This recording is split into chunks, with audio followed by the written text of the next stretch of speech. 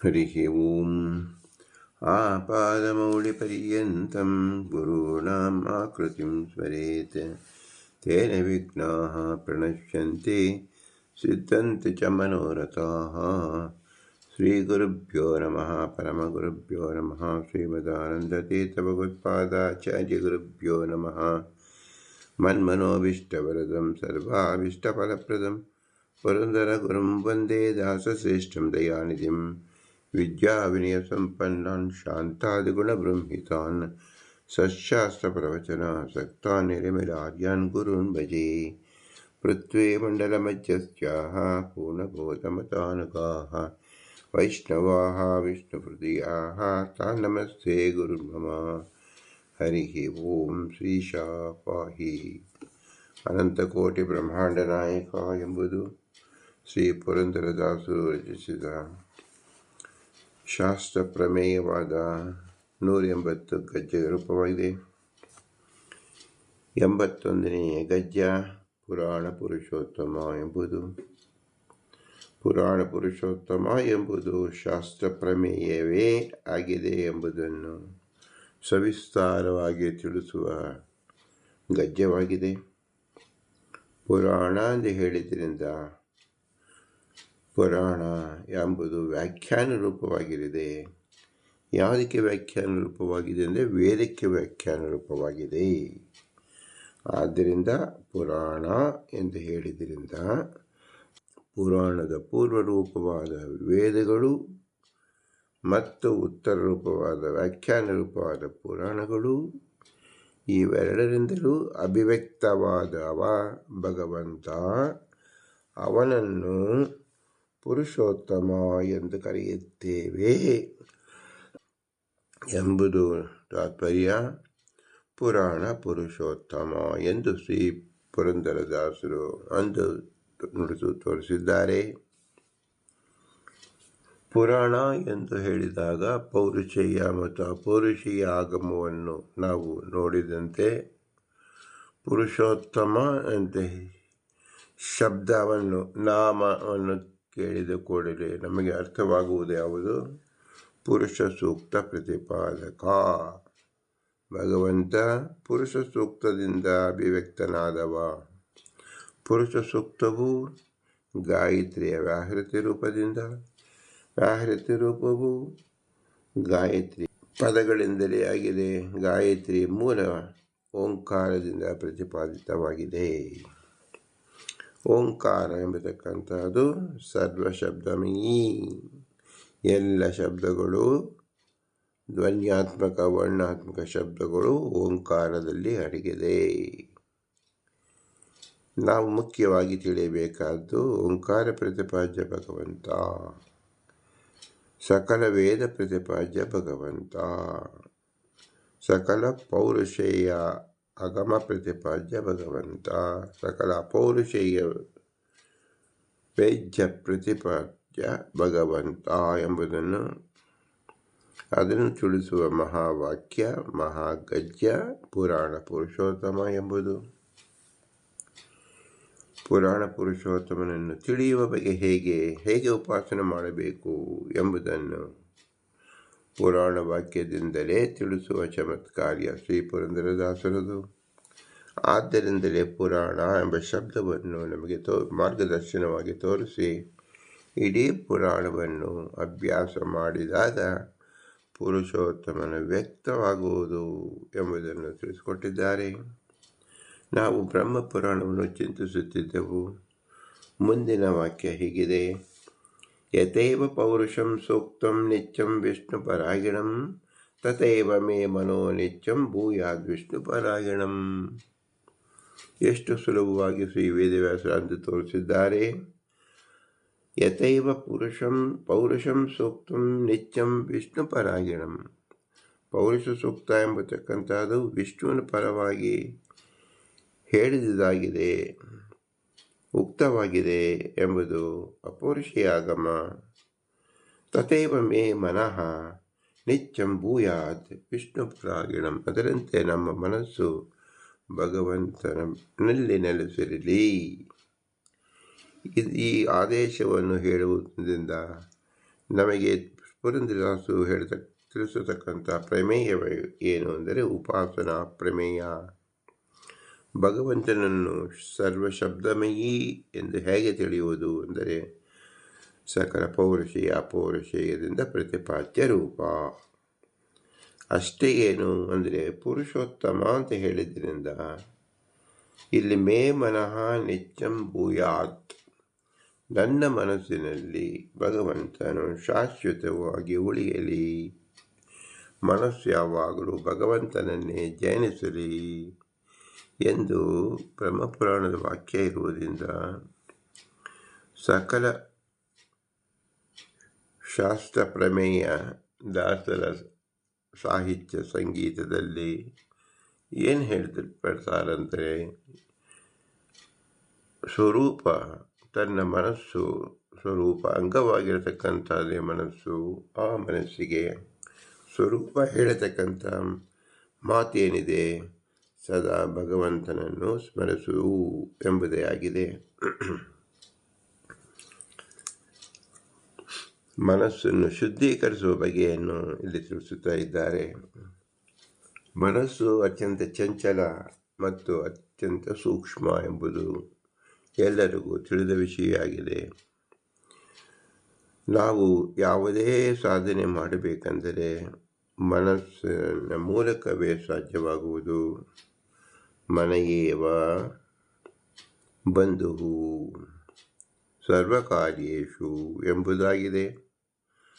ಮನಯೇವ ಶತ್ರು ಸರ್ವಕಾರ್ಯೇಷು ಎಂಬುದಾಗಿಯೂ ಸಹ ಇದೆ.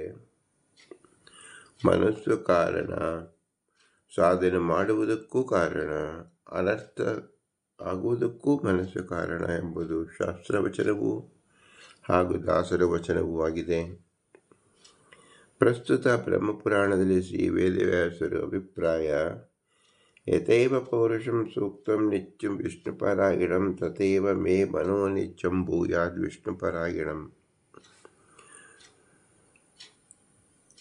ಅಪೌರುಷಿಕವಾದ ಪುರುಷ ಅಂದರೆ ಪುರುಷ ಸೂಕ್ತದಿಂದ ಹೇಗೆ ಭಗವಂತ ನಿಷ್ಠೆಯಲ್ಲಿದೆಯೋ ಹಾಗೆ ನನ್ನ ಮನಸ್ಸು ಭಗವಂತನಲ್ಲಿ ನಿಷ್ಠೆಯಲ್ಲಿರಲಿ, ಭಗವಂತನನ್ನೇ ಸ್ಮರಿಸುವಂತಾಗಲಿ ಎಂಬುದು ವಾಕ್ಯವಾಗಿದೆ. ಇದು ಉಪಾಸನ ಅಂಗವಾಗಿ ತಿಳಿದುಕೊಳ್ಳಬೇಕಾದರೆ ಸಾಧನ ಅಂಗದಲ್ಲಿರ್ತಕ್ಕಂಥ ಸಾಧನಾ ರೀತಿಯಿರತಕ್ಕಂಥ ಪ್ರತಿಯೊಬ್ಬರ ಜೀವರು ಈ ಮನಸ್ಸು ಎಂಬುದು ಉಭಯಾತ್ಮಕವಾಗಿ ಮಧ್ಯದಲ್ಲಿರುತ್ತದೆ.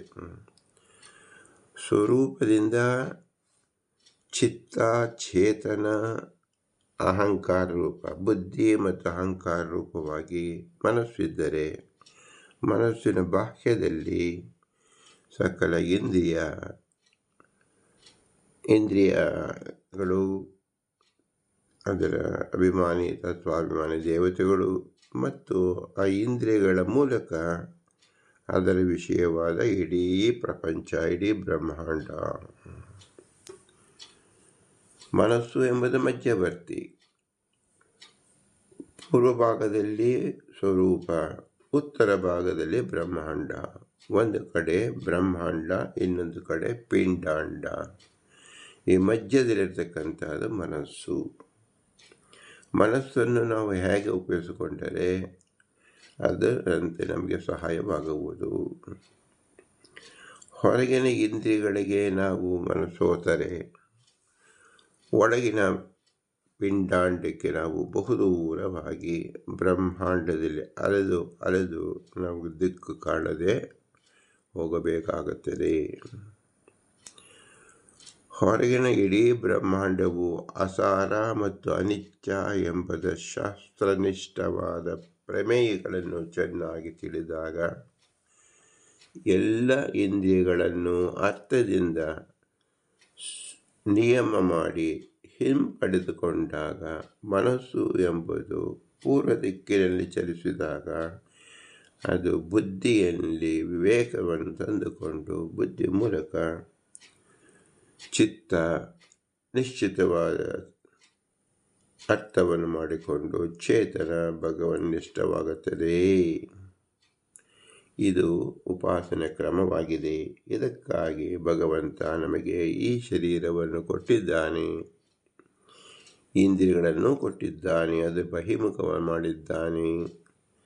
ಬಹಿರ್ಮುಖ ಮಾಡಿ ಬ್ರಹ್ಮಾಂಡದಲ್ಲಿರ್ತಕ್ಕಂಥ ಸಕಲ ವಿಷಯಗಳನ್ನು ಅರಸುವಂತೆ, ಅದನ್ನು ಆರಿಸಿಕೊಂಡು ಹೋಗುವಂತೆ ಆಕರ್ಷಣೆಯನ್ನು ಕೊಟ್ಟಿದ್ದಾನೆ.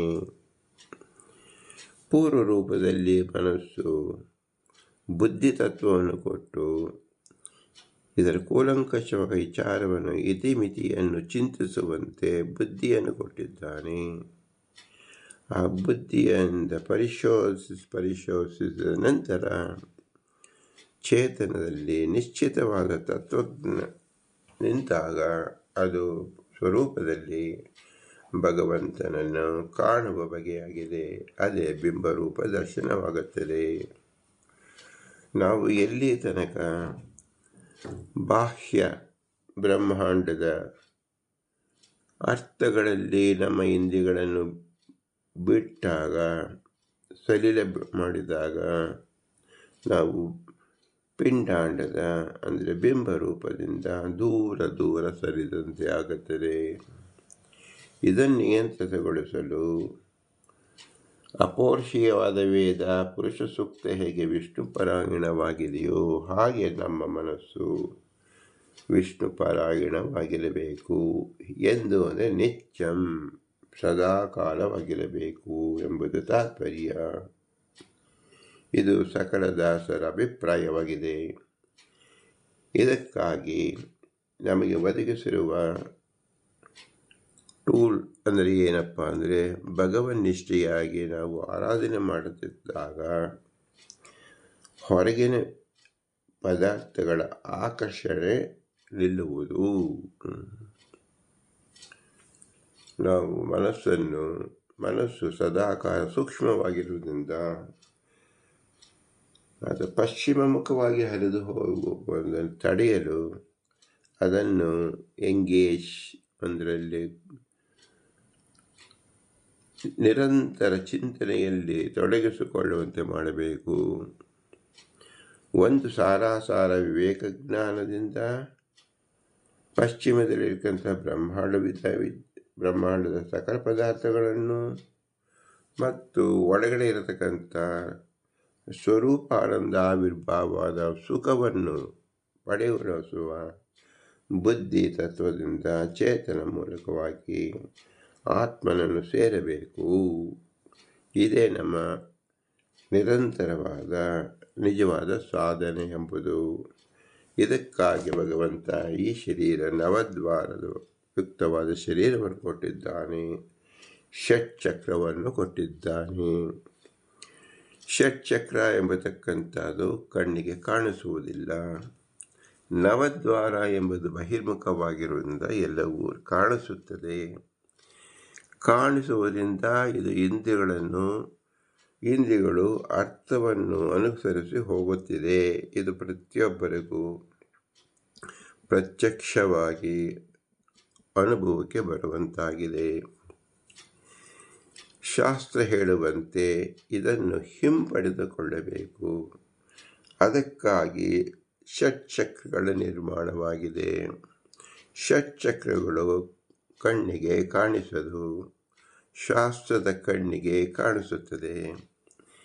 ಶಾಸ್ತ್ರವನ್ನು ಯಾರು ನಂಬಿದ್ದಾರೋ, ಶಾಸ್ತ್ರವನ್ನು ಯಾರು ಅರಿತವರೋ ಅವರಿಗೆ ಷಟ್ಚಕ್ರದ ಪರಿಚಯವಾಗಿ ಆ ಷಟ್ಚಕ್ರದ ಮೂಲಕ ಬಾಹ್ಯ ಇಂದ್ರಿಯಗಳನ್ನು ನಿಯಮನ ಮಾಡಿ ಭಗವಂತನನ್ನು ಕಾಣುವ ಮಹಾಪಥವಾಗಿದೆ, ಬ್ರಹ್ಮಪಥವಾಗಿದೆ, ರಾಜಮಾರ್ಗವೆನಿಸಿದೆ. ಇದರಲ್ಲಿ ಮುಖ್ಯವಾಗಿ ಷಟ್ಚಕ್ರಗಳಲ್ಲಿ ಮೊಟ್ಟ ಮೊದಲನೆಯದು ಆಸನ ಶುದ್ಧಿಗಾಗಿ ಮೂಲಾಧಾರ. ಪ್ರತಿಯೊಬ್ಬರು ಯಾರು ಕುಳಿತುಕೊಳ್ಳಲಿಗೆ ಆಸನ ಶಕ್ತಿ ಕೊಡ್ತಕ್ಕಂಥದ್ದೇ ಯಾವ ನಾವು ಸ್ಪೈನಲ್ ಕಾರ್ಡ್ ಒಂದು ಕೊನೆಯಲ್ಲಿ ಮೂಲಾಧಾರ ಅಂತ ಹೆಸರು. ಅದರ ಶಕ್ತಿಯಿಂದಲೇ ಅಲ್ಲಿ ನಿಯಂತ್ರಿತವಾದ ಶಕ್ತಿಯಿಂದಲೇ ನಾವು ಕುಳಿತುಕೊಳ್ಳಲು ಸಾಧ್ಯವಾಗುವುದು. ಇದು ಎಲ್ಲ ಪ್ರಾಣಿಗಳಿಗೂ ಸಹ ಎಲ್ಲ ಮನುಷ್ಯರಿಗೂ, ದೈತ್ಯರಿಗಾಗಲಿ ದೇವತೆಗಳಿಗಾಗಲಿ ಈ ಆಸನ ಸಿದ್ಧಿಯು ಸಹಜವಾಗಿ ಆಗುವಂತೆ ಭಗವಂತ ನಿರ್ಮಿಸಿದ್ದಾನೆ. ಇದೇ ಕಾರಣ ದೈತ್ಯರು ಸಹ 16,000 ವರ್ಷಗಳ ಕಾಲ ಒಂದೇ ಜಾಗದಲ್ಲಿ ನಿಂತು ತಪಸ್ಸನ್ನು ಆಚರಿಸಿರುವುದು ನಾವು ಪುರಾಣದಲ್ಲಿ ಕೇಳುತ್ತೇವೆ. ಇದೇ ಆಸನ ಸಿದ್ಧಿ ಎಂಬುದು. ಮೂಲಾಧಾರದ ಮೇಲೆ ಸ್ವಾಧಿಷ್ಠಾನ ಎಂಬುದು. ಈ ಸ್ವಾಧಿಷ್ಠಾನ ಎಂಬುದು ಚಂಚಲವಾಗಿ ರಜೋಗುಣದಿಂದ ಕೂಡಿದ್ದು ಸೃಷ್ಟಿ ಕಾರ್ಯದಲ್ಲಿ ಸಹಾಯ ಮಾಡುತ್ತದೆ. ಆದ್ದರಿಂದ ರಜೋಗುಣದ ಮುಖ್ಯ ವೃತ್ತಿಯಾಗಿ ನಡೆಯುವುದರಿಂದ ಇದಕ್ಕೆ ಆಹಾರದ ಅಪೇಕ್ಷೆಯೂ ಇದೆ. ಅಲ್ಲಿ ಉಂಟಾಗತಕ್ಕಂಥ ಮನಸ್ಸಿನ ಲೋಭ ಮತ್ತು ಆಸೆ ಇಂಥವೆಲ್ಲವೂ ಹುಟ್ಟುತ್ತದೆ. ಇದನ್ನು ನಿಯಂತ್ರಣ ಮಾಡಲು ಸಾಧಕ ಜೀವ ಮೇಲಿನ ಚಕ್ರಗಳಲ್ಲಿ ಅನುಕ್ರಮಿಸಬೇಕು. ಮುಂದಿನದು ಮಣಿಪುರ ಎಂಬುದು ನಾಭಿ ದೇಶದಿಂದ ಕೆಳಗಡೆ ಇರತಕ್ಕಂಥದ್ದು. ನಾಭಿ ದೇಶದಿಂದ ನಾವು ನಮ್ಮ ದುರಾಸೆಗಳನ್ನು ಅದಿಮಿಟ್ಟುಕೊಂಡಾಗ ಮಣಿಪುರ ಎಂಬುದು ಸಾರ್ಥಕವೆನಿಸುತ್ತದೆ. ಅದು ಜನರಿಗೆ ಮಾತ್ರ ಉಪಾಯವನ್ನು ಸೂಚಿಸುತ್ತದೆ. ದುರ್ಜನರಿಗೆ ವಿಪರೀತವಾಗಿ ಅದು ಕೆಲಸ ಮಾಡುತ್ತದೆ. ನಂತರದ್ದು ಅನಾಹತ ಚಕ್ರ, ಅಂದರೆ ಹೃದಯ ಆಕಾಶದಲ್ಲಿ ಭಗವಂತನನ್ನು ಕಾಣುವುದು. ಹಸಿರು ಬಣ್ಣದಲ್ಲಿ ಕಾಣುವಿಕೆಯೇ ಆಗಿದೆ. ಹಸಿರು ಎಂಬುದು ಶಾಂತಿಯ ಪ್ರತೀಕ. ಯಾರು ಮನಸ್ಸಿನಲ್ಲಿ ಹೆಚ್ಚಾದ ಶಾಂತಿಯನ್ನು ಗಳಿಸಿಕೊಳ್ಳುತ್ತಾರೋ, ಸ್ವಾಧಿಷ್ಠಾನದಿಂದ ಮಣಿಪುರದಿಂದ ಶುದ್ಧರಾದ ಮನಸ್ಸಿನಿಂದ ಅನಾಹತ ಚಕ್ರದಲ್ಲಿ ಹಸಿರು ಕ್ರಾಂತಿ ಉಂಟಾಗುತ್ತದೆ. ಭಗವಂತನನ್ನು ಕಾಣುವ ಪ್ರಯತ್ನ ಇಲ್ಲಿ ಸಾಧ್ಯವಾಗುತ್ತದೆ. ಇದು ದೈತ್ಯರಿಗೆ ತಾವೇ ಆ ಶಕ್ತಿಯನ್ನು ಭ್ರಮಿಸುವುದರಿಂದ ಇದನ್ನು ದಾಟಕ್ಕೆ ಅವರಿಗೆ ಸಾಧ್ಯವಾಗುವುದಿಲ್ಲ. ಸಾಧಕ ಜೀವರಿಗೆ, ಅಂದರೆ ಸಾತ್ವಿಕರಿಗೆ, ಇನ್ನು ಮೇಲಿನ ಚಕ್ರಗಳು ವಿಶುದ್ಧಿ ಚಕ್ರ.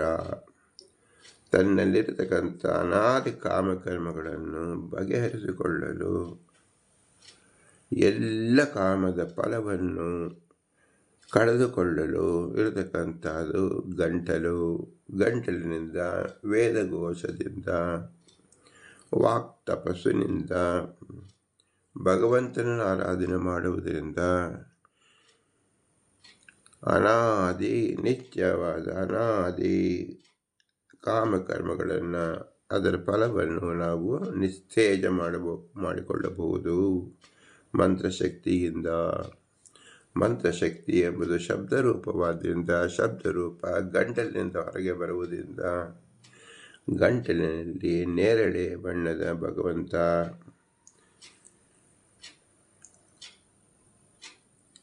ಭಗವಂತ ಕಾಣಿಸಿಕೊಳ್ಳುತ್ತಾನೆ.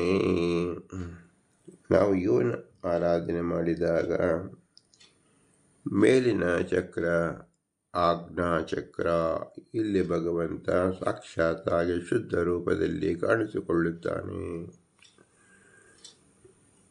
ಇವನನ್ನು ನಾವು ಅರಿತಾಗ ಬಿಂಬರೂಪದ ಪರಿಚಯ ನಮಗೆ ಸ್ಪಷ್ಟವಾಗುತ್ತದೆ. ಬಿಂಬ ಮತ್ತು ಪ್ರತಿಬಿಂಬರನ್ನು ಕಾಣುವ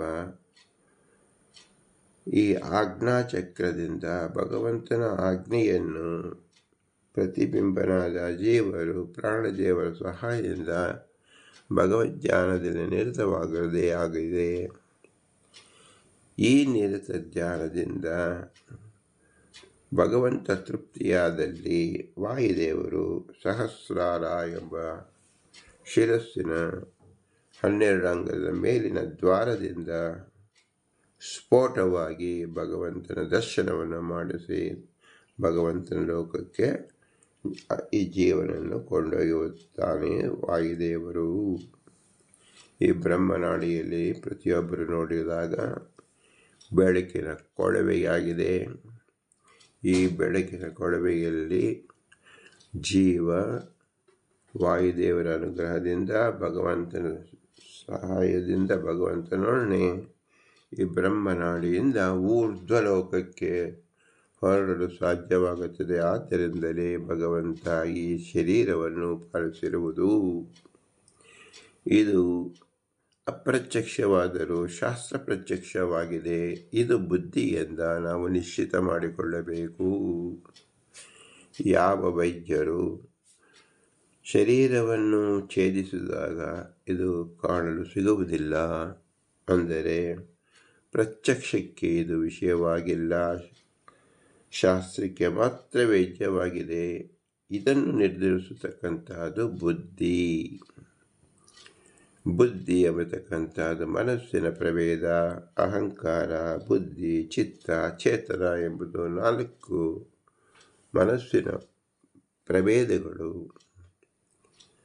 ಬಹುಭಾಗದಿಂದ ತುಂಬಿದ ಅಹಂಕಾರ ಅದು ಅನರ್ಥಕಾರಿ. ಬುದ್ಧಿ ಎಂಬತಕ್ಕಂಥದ್ದು ಹಿತಾಹಿತ ಚಿಂತನೆ ಮಾಡತಕ್ಕಂಥದ್ದು, ಪರೀಕ್ಷೆ ಮಾಡತಕ್ಕಂಥದ್ದು. ಆ ಪರೀಕ್ಷೆಯಲ್ಲಿ ಉತ್ತೀರ್ಣರಾಗಿದ್ದರೆ ಮಾತ್ರ ಚಿತ್ತದಲ್ಲಿ ನಿಶ್ಚಿತ ತತ್ವ ಉಳಿಯುತ್ತದೆ. ಅದು ಚೇತನನ್ನು ತಲುಪಿದಾಗ ಬಿಂಬನ ಯೋಗ್ಯತೆ ತಿಳಿಯುತ್ತದೆ. ಇದನ್ನು ಆತ್ಮ ಸಾಕ್ಷಾತ್ಕಾರ ಎನ್ನಿಸುವುದು. ಈ ಹಂತದಲ್ಲಿ ಮೂಲಾಧಾರದಿಂದ ಸ್ವಾಧಿಷ್ಠಾನ, ಸ್ವಾಧಿಷ್ಠಾನ ಮಣಿಪುರ, ಮಣಿಪುರದಿಂದ ಅನಾಹತ ಚಕ್ರದಲ್ಲಿ ಬಂದಾಗ ಈ ಮಾರ್ಗ ಸಿದ್ಧತೆ ಆಗುತ್ತದೆ. ಅನಾಹತ ಚಕ್ರದಿಂದ ವಿಶುದ್ಧ ಚಕ್ರದಲ್ಲಿ ತನ್ನ ಬಂಧಕಗಳನ್ನು ನಿವಾರಿಸಿಕೊಂಡಾಗ ಆಜ್ಞಾ ಚಕ್ರದಲ್ಲಿ ಭಗವಂತನ ದರ್ಶನ, ಬಿಂಬ ದರ್ಶನ ಉಂಟಾಗಿ ಆತ್ಮದರ್ಶನವೂ ಆಗಿ ತನ್ನ ಯೋಗ್ಯತೆಯನ್ನು ತಿಳಿದುಕೊಂಡು ವಾಯುದೇವರ ಮತ್ತು ವಿಶೇಷವಾದ ಭಗವಂತನ ಅನುಗ್ರಹದಿಂದ ಸಹಸ್ರಾರ ಮೂಲಕ ಭಗವತ್ಪಾದವನ್ನು ಸೇರುವ ಮಾರ್ಗವಾಗಿದೆ. ಆದ್ದರಿಂದ ಇಲ್ಲಿ ಪುರಂದರದಾಸರು ಪುರಾಣ ಪುರುಷೋತ್ತಮ ಎಂದು ತಿಳಿಸಿದ್ದಾರೆ. ಅದನ್ನು ಬ್ರಹ್ಮಪುರಾಣದಲ್ಲಿ ಯಥೇವ ಪುರುಷಂ ಸೂಕ್ತಂ ನಿತ್ಯಂ ವಿಷ್ಣು ಪರಾಯಣಂ ತಥೇವ ಮೇ ಮನಃ ನಿತ್ಯಂ ಭೂಯಾದ್ ವಿಷ್ಣು ಪರಾಯಣಂ ಎಂದು ತಿಳಿಸಿಕೊಟ್ಟಿದ್ದಾರೆ. ಈ ವಾಕ್ಯ ಶ್ರೀಮದಾನಂದ ತೀರ್ಥರು ಬ್ರಹ್ಮಸೂತ್ರ ಭಾಷ್ಯದ ಮೊದಲನೇ ಅಧ್ಯಾಯದ 2ನೇ ಪಾದದ 26ನೇ ಸೂತ್ರಕ್ಕೆ ಹೊಂದಿಸಿ ನಮಗೆ ಪರಿಚಯ ಮಾಡುತ್ತಿದ್ದಾರೆ. ಆ ಪರಿಚಯ ಮಾಡಿದ ವಿಷಯವನ್ನು ಮುಂದಿನ ಉಪನ್ಯಾಸದಲ್ಲಿ ತಿಳಿಯೋಣ. ಒಟ್ಟಿನಲ್ಲಿ ನಮ್ಮ ಮನಸ್ಸಿನ ಸ್ಥಿತಿ ಹೇಗಿರಬೇಕು? ಮೇ ಮನಃ ನಿತ್ಯಂ ಭೂಯಾದ್ ವಿಷ್ಣು ಪರಾಯಣಂ. ವಿಷ್ಣುವಿನ ಆರಾಧನೆಯಲ್ಲಿ ನಮ್ಮ ಮನಸ್ಸು ನಿಲ್ಲಬೇಕು ಎಂಬುದು ಪುರಾಣ ಪುರುಷದ ಆದೇಶವಾಗಿದೆ. ಅದು ಪುರಂದರದಾಸರು ಪುರಾಣ ಪುರುಷೋತ್ತಮ ಎಂದು ಪುರುಷ ಸೂಕ್ತದಿಂದ ವ್ಯಕ್ತವಾದ ಭಗವಂತ ಪುರುಷೋತ್ತಮ. ಅವನೇ ನಮ್ಮ ಶರೀರದಲ್ಲಿರ್ತಕ್ಕಂಥವನು. ಅವನನ್ನು ಕಾಣಲು ನನ್ನ ಮನಸ್ಸು ಸ್ಥಿರವಾಗಬೇಕು ಎಂಬ ದಿವ್ಯ ಆದೇಶವನ್ನು ಇಲ್ಲಿ ತೋರಿಸಿದ್ದಾರೆ. ಇಂತಹ ವಿಶೇಷವಾದ ಅನುಗ್ರಹವನ್ನು ಪರಿಪಾಲಿಸಿ ಪುರಂದರದಾಸರಿಗೆ ನಮಸ್ಕರಿಸುತ್ತಾ ಅವರ ಅಂತರ್ಯಾಮಿ ಪುರಂದರ ವಿಠಲನಿಗೆ ಭೂಯಿ ಶಾಂತಿಯನ್ನು ಮೌಕ್ತಿಯಮಿದೆಯಮ್ಮ ಅಂತ ಹೇಳಿ, ಈ ಜ್ಞಾನ ನಮಗೆ ಬಂದಿದ್ದು ಈ ಶರೀರ ಭಗವಂತ ಕೊಟ್ಟಿದ್ದರಿಂದ, ಇದನ್ನು ಭಗವಂತ ನಮ್ಮ ತಂದೆ ತಾಯಿ ಮೂಲಕ ಕೊಟ್ಟಿದ್ದಾನೆ. ಆದ್ದರಿಂದ ಅವರ ಅನುಗ್ರಹ ರೂಪವನ್ನು ಚಿಂತಿಸಬೇಕು. ತಂದೆ ತಾಯಿಗಳಿಗೆ ಗುರು ಹಿರಿಯರು ನೆರವಾಗಿರುವುದರಿಂದ ಅವರ ಅನುಗ್ರಹ ರೂಪವನ್ನು ಚಿಂತಿಸಬೇಕು. ಈ ಬ್ರಹ್ಮಾಂಡದಲ್ಲಿ ತತ್ವಾಭಿಮಾನಿ ದೇವತೆಗಳು ನಿಂತು ಎಲ್ಲರಿಗೂ ಪ್ರಚೋದನೆ ಮಾಡಿ ಭಗವಂತ ನಿಷ್ಠೆಯಲ್ಲಿ ಬುದ್ಧಿಯನ್ನು ತೋರಿಸಿದ್ದಾರೆ. ಆದ್ದರಿಂದ ಅವರ ಉಪಕಾರ ಸ್ಮರಣೆಯನ್ನು ಧ್ಯಾನಿಸಬೇಕು. ತತ್ವಾಭಿಮಾನಿ ದೇವತೆಗಳಿಗೂ ಭಾರತೀಪತಿ ವಾಯುದೇವರು ಶುದ್ಧರಾದರು, ರುಜುಗಳು, ಅಕಳಾಶ್ಮರು. ಇವರು ಭಗವಂತನ ಮಾರ್ಗವನ್ನು ತೋರಿಸುವುದಕ್ಕೋಸ್ಕರವಾಗಿಯೇ ಭಗವಂತನಿಂದ ಅಜ್ಞಪ್ತರಾಗಿ ತತ್ವಾಭಿಮಾನಿ ದೇವತೆಗಳ ಮೂಲಕ, ಗುರಿಯರ ಮೂಲಕ, ತಂದೆ ತಾಯಿಗಳ ಮೂಲಕ ನಮ್ಮಲ್ಲಿ ನಿಂತು ಪ್ರಾಣಶಕ್ತಿಯಾಗಿ, ಬುದ್ಧಿಶಕ್ತಿಯಾಗಿ, ಶಕ್ತಿಯಾಗಿ ಭಗವಂತನ ಆರಾಧನೆ ಮಾಡಲು ವಿಶೇಷವಾಗಿ ನೆರವಾಗಿದ್ದಾರೆ. ಆದ್ದರಿಂದ ಇವರು ಉಪಕಾರ ಸ್ಮರಣೆಯನ್ನು ಮಾಡಬೇಕು. ಇವರೇ ನಮ್ಮ ಮೂಲ ಗುರು, ಆದಿಗುರು ಶ್ರೀಮದ್ ಮಧ್ವಾಚಾರ್ಯರು.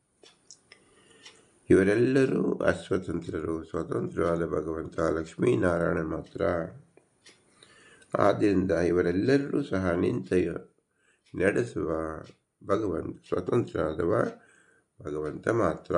ಅವನನ್ನು ಭೂಯಿಷ್ಠಾಂತಿ ನಮ್ಮ ಉಕ್ತಿಮಿದೇಮ, ಭೂಯಿಷ್ಠಾಂತಿ ನಮ್ಮ ಉಕ್ತಿಮಿದೇಮ, ಭೂಯಿಷ್ಠಾಂತೆ ನಮ ಉಕ್ತಿಮಿದೇಮ ಎಂದು ಹೇಳಿ ವಿನಮ್ರವಾಗಿ ನಮಿಸೋಣ.